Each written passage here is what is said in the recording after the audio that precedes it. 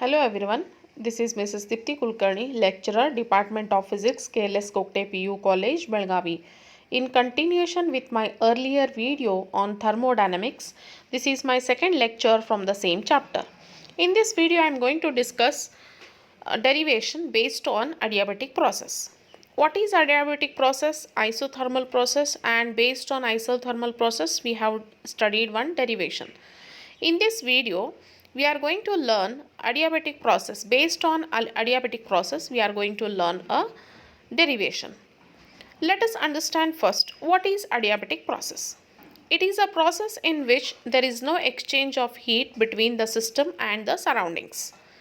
Adiabatic change is represented by the equation PV raised to gamma is equal to constant. So this is an expression for the adiabatic process. P means pressure, V means a volume here, and gamma is nothing but what? It is the specific heats ratio, Cp divided by Cv, specific heats ratio. Okay. For example, when we experience this adiabatic process. Example, sudden expansion or sudden compression of gas. Okay, so this is about the adiabatic process. Based on this, we are going to learn a derivation.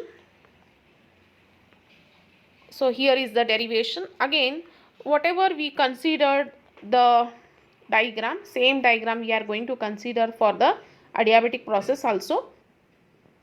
In this derivation, we are going to learn what is a work done. Okay, work done under adiabatic process. Okay, so this is a cylinder here and this is a piston, so which I have marked for this one, piston, and dx means there is a change in the displacement, and these are the gas molecules. So one mole of an ideal gas is considered in the cylinder, but here bottom is non-conducting. Okay, so it is a perfectly conducting, and the walls are non-conducting. So here the explanation is given. Consider 1 mole of an ideal gas in a cylinder with the non-conducting walls. These are non-conducting walls and perfectly conducting bottom. The cylinder is fitted with the frictionless and perfectly non-conducting piston. So this is piston. Okay. The cylinder is fitted with frictionless piston, and the area of cross section is denoted by A. Let the gas be compressed, and compressed suddenly, okay, means adiabatically. So sudden change in the compression and expansion is nothing but it is due to the adiabatic process. So here the gas is compressed. Okay. Now let dW be the work done on the gas in moving the piston, dV be the decrease in the volume, and dx is denoted it is a notation for the small displacement. Okay, dP is the increase in the pressure, dt be the increase in the temperature. Okay, now the displacement is decreased, so here the displacement is more.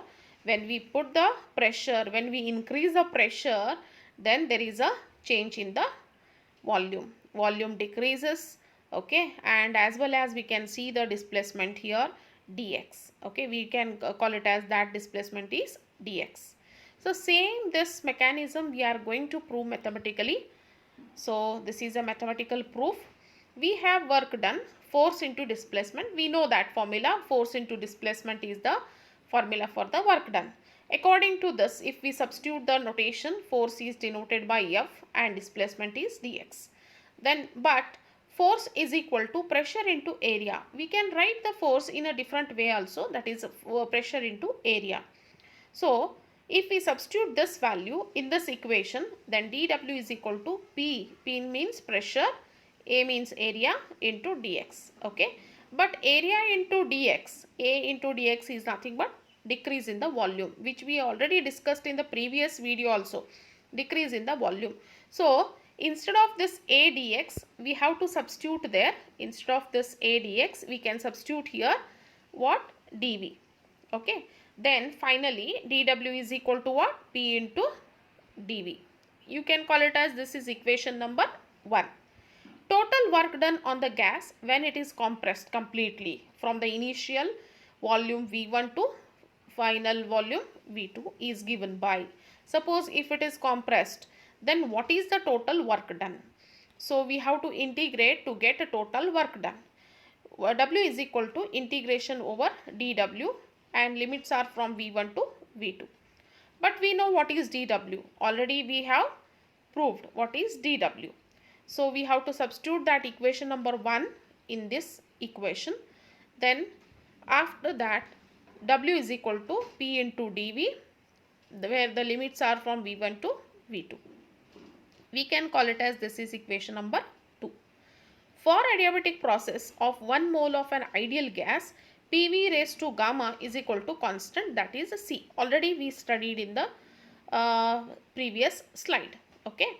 So instead of P, we have to substitute here this value. Then what we will get? The next step. C divided by V raised to gamma. This is nothing but what? This is according to this equation. Okay. So P is nothing but what? C divided by. So from this equation, what we have to write? C divided by V raised to gamma. That is nothing but P.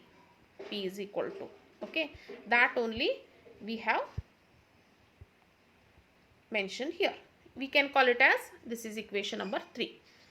Equation 3 in equation 2. So we have to substitute this third equation in equation 2.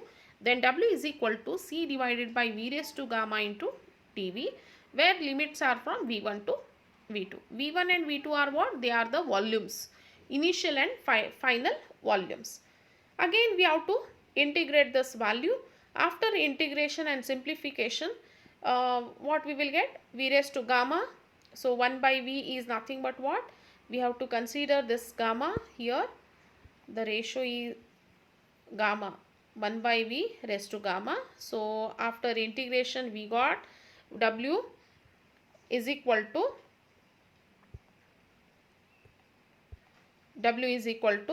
C into bracket V raised to minus gamma plus 1 divided by, this is the integration. So limits are from V1 to V2 here.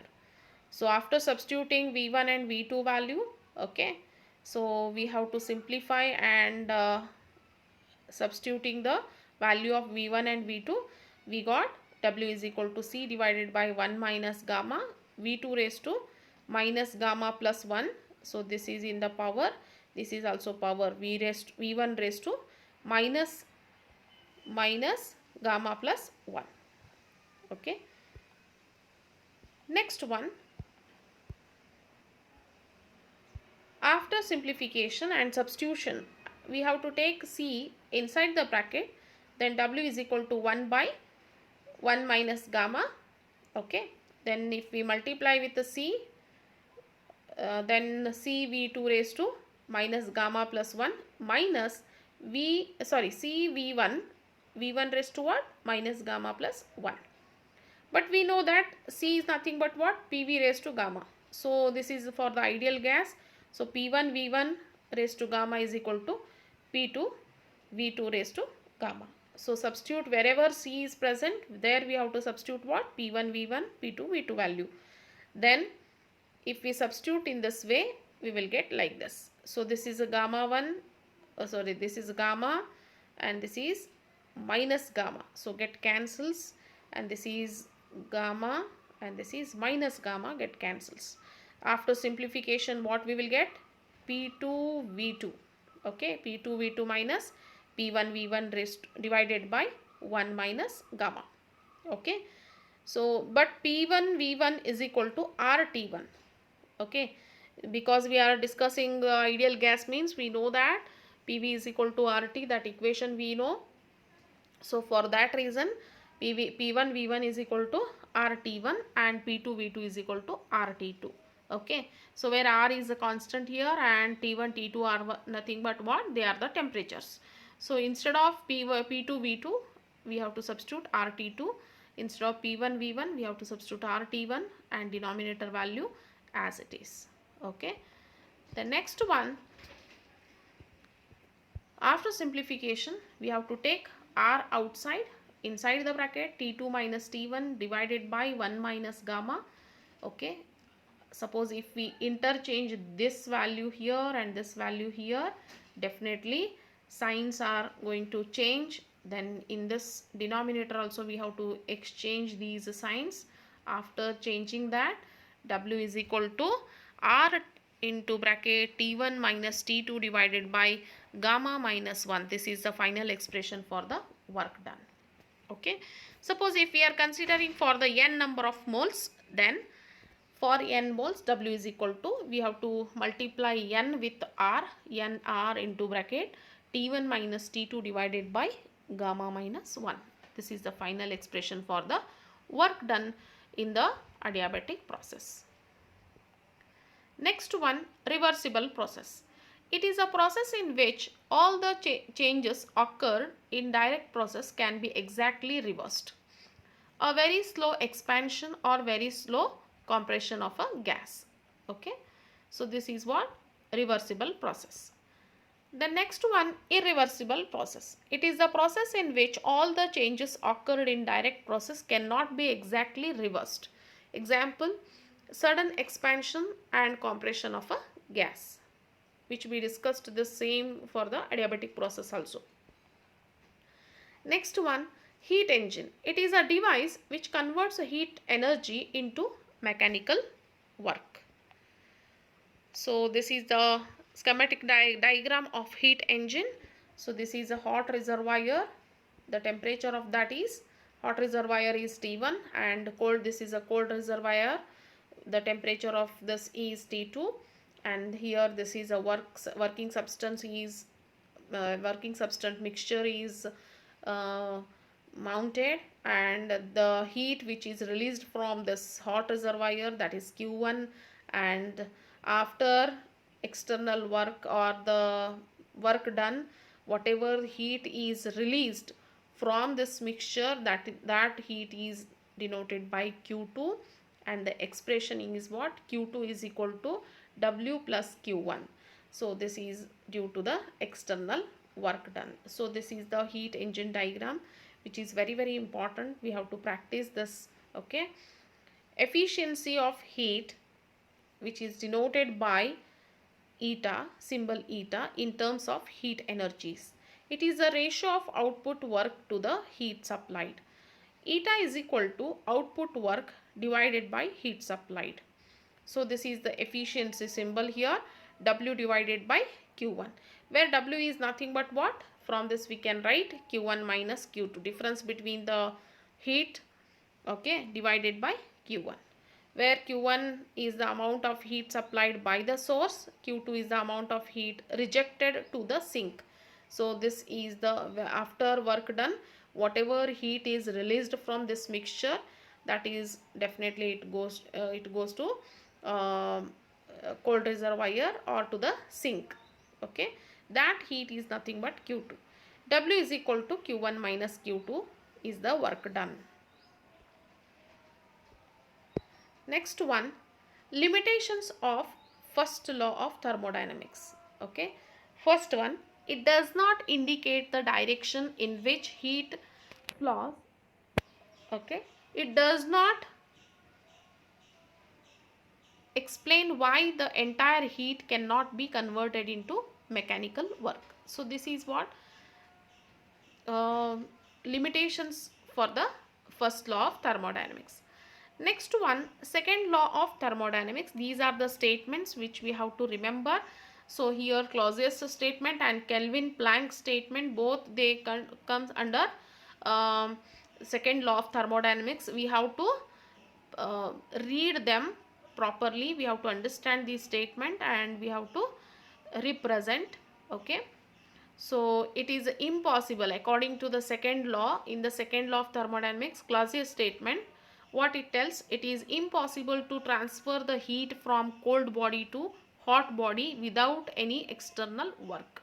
Okay, then second one, Kelvin Planck statement, it is impossible to get continuous supply of work by cooling a body to a temperature below the coldest of the surroundings. So these two statements are nothing but they are the second law of thermodynamics, which are very, very important. I hope you understood all the concepts properly. If you need further questions and answers from this thermodynamics chapter, please go through the link given below. Thank you.